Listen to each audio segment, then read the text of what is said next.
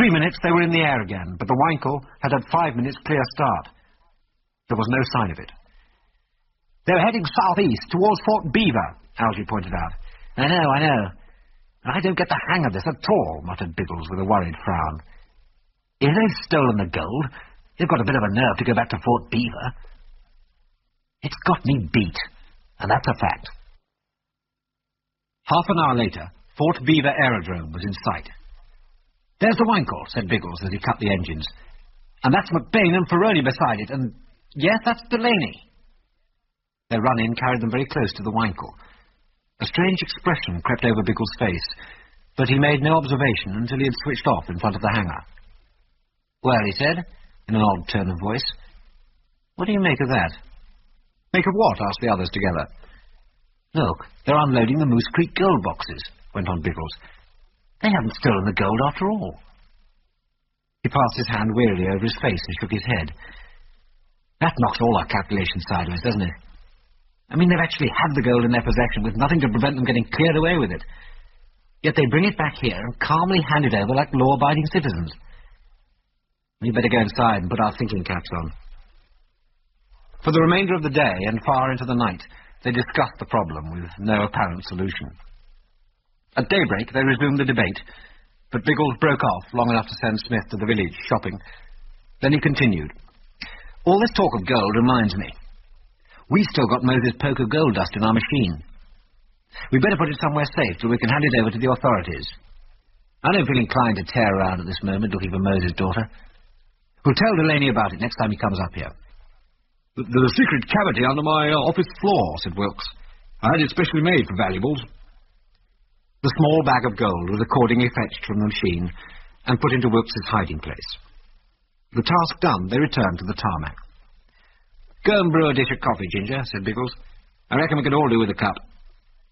Ginger nodded and made his way to the back of the hangar where the cooking stove had been installed.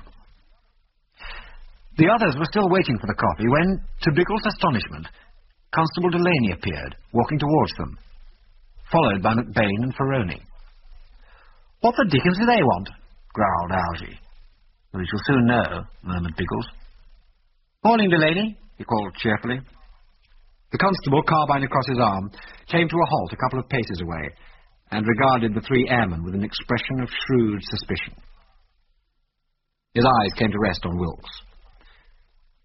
"Any objection to my searching your outfit?" "I'm searching it anyway." Wilks waved a conscience-free hand. "Well, help yourself," he said. "You've had a look around McBain's outfit for whatever it is you've lost, I presume?" put in Biggles. Delaney threw him a sidelong glance. "I have. Well, I found nothing," he admitted. "Well, you won't find it here." "You talk like you know what I'm looking for," stated Delaney. "If I had one guess, and if I hadn't seen the boxes being unloaded yesterday, I should say it's the Moose Creek bullion. But you won't find gold here." "Funny thing, though," went on Biggles easily. "I should have thought that if those boxes had been empty, you'd have noticed it yesterday." "They weren't open till they got to Edmonton," returned the constable curtly. "They were full of lead." In a flash, Biggles understood the meaning of McBain's detour. The gold had been removed from the boxes at the isolated cabin, and lead substituted. There was one thing he could not understand, though. "I thought the boxes were always sealed at Moose Creek." "Quite right," returned the constable. "And the seals were intact when the boxes were taken out of McBain's machine." "I don't see how or where we could have got near the gold," protested Biggles. "You're the only other outfit, besides McBain's, that was at Moose Creek yesterday, and here. You're under suspicion till the dust is found," said Delaney firmly. While he had been speaking, he had walked into the office, his keen eyes scrutinizing the walls, the floor, and the furniture. He was striding towards a large cupboard when he stopped dead in his tracks, in the middle of a small rug. He stamped. The boards rang hollow. In a flash, he had whipped the rug aside, disclosing the trapdoor of Wilkes's secret locker. Biggles suddenly remembered Mose's gold.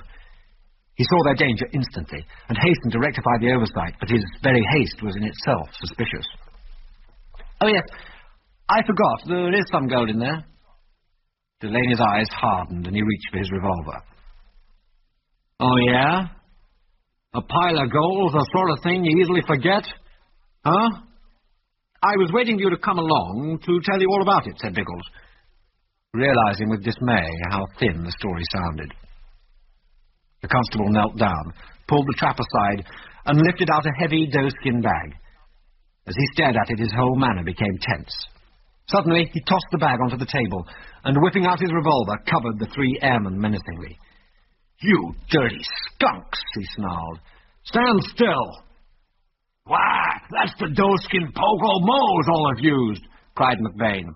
"Yes, and his initials are on it," grated Delaney. "Now we know who killed Mose, and why." "Just a minute, Delaney. You've got this all wrong," protested Biggles desperately. "Don't jump to conclusions. We were going to give it to Mose's daughter." McBain burst into a roar of laughter. "By thunder, that's a good one." "Angus Stirling gave us that gold yesterday, when we told him Mose was dead," said Biggles quietly. "What's this?" cried Delaney. "Are you trying to tell me you saw Angus yesterday? He's on Eskimo Island and froze in." "He may be now, but he wasn't yesterday." As he spoke, Biggles realized, with increasing horror, just what Angus's isolation was likely to mean to them. As a witness, he might as well not exist, for it wouldn't be possible to make contact with him for 6 months. There was even nothing to prove that Angus had given them the transfer with his own hands. Delaney jerked his head towards the door. "Get going," he said. "We got a place for your sort." "Wait a minute! There's another one of them!" cried McBain suddenly. "Where's the kid?" As if in answer, the Jupiter's engines burst into life. Delaney cursed and dashed outside, but the machine was already on the move. He blazed away with his revolver, McBain and Ferroni joining in with theirs.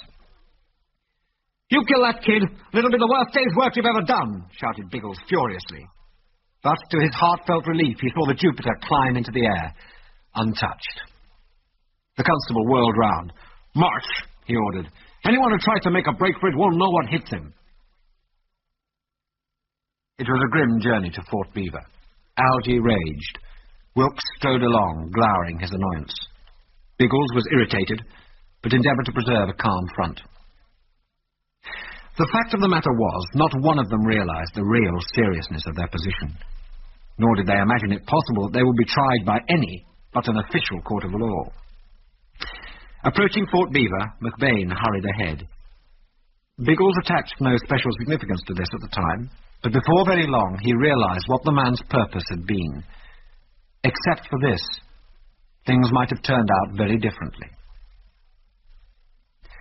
The first indication of McBain's errand occurred while the prisoners were still some distance from the town. Several men appeared, hurrying towards them in a manner that was definitely hostile. Muttering and casting malevolent glances at the prisoners, they joined the party. Others soon appeared. "Keep close to me. I don't like the look of things," muttered Delaney. "If this crowd takes things in their own hands, you won't stand a dog's chance." "I don't know what set them off like this." "McBain, probably," replied Biggles. More and more men were hurrying out from the village to meet them, and the noise swelled in volume. Above the medley of sound, odd phrases could be heard. "String 'em up, the dirty murderers!"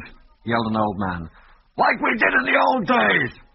"Hand them over, Delaney!" roared another. "Fit your rope, somebody!"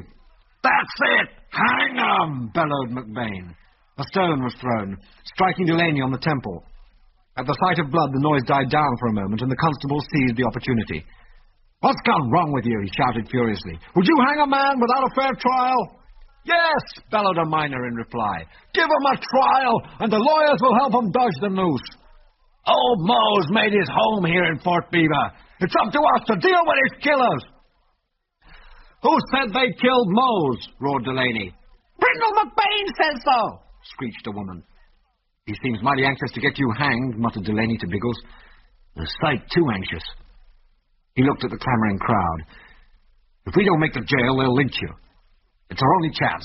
Follow me." With Delaney leading, they dashed pell-mell down the rear of some frame buildings and raced towards a heavily built log cabin. A single iron-barred window plainly announced its purpose.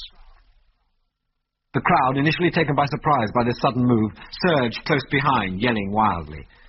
Several shots were fired, but they went wide, flecking up the earth or ripping splinters from the wooden buildings. Delaney was feeling in his pocket for the key, even before they reached the jail. As he was fumbling with the lock, McBain fired, and a bullet thudded into the logs. Biggles whirled round and fired 4 quick shots over the head of the crowd, and while it did not stop their progress, it delayed them long enough. They all rushed inside, Delaney slamming the massive door behind them and locking it. "Where did you get that gun?" he asked angrily. "You should have searched me," answered Biggles simply. The constable did not pursue the subject, but ducked as a stone whirled through the window. It struck the opposite wall with a crash and fell to the floor. A piece of paper was tied to it. Delaney picked it up and, in the fast waning light, read the message written on the paper. "It's from that fellow of yours, Smyth," said Delaney. "He's taken my horse and is going to Blackfoot Point for help. There's an officer and 4 troopers there," he added. "Someone in the crowd must have given him the tip." "How far away is this place?" asked Biggles. "Oh, a bit over 20 miles. We can't expect help before dawn, and I reckon that'll be too late." A sudden shout came from outside. "Get a log, somebody! We'll soon have the door down!" "Here they come! With a tree!" shouted Delaney presently, and levelling his revolver, fired 2 shots out of the window. There came a furious yell from outside, and the 2 shots were answered by a dozen. Delaney staggered back, clutching his upper arm. "They got me through the shoulder," snarled the constable, leaning against the wall. A moment later, the whole building shook as a heavy weight struck the door with a crash. Biggles' jaw set.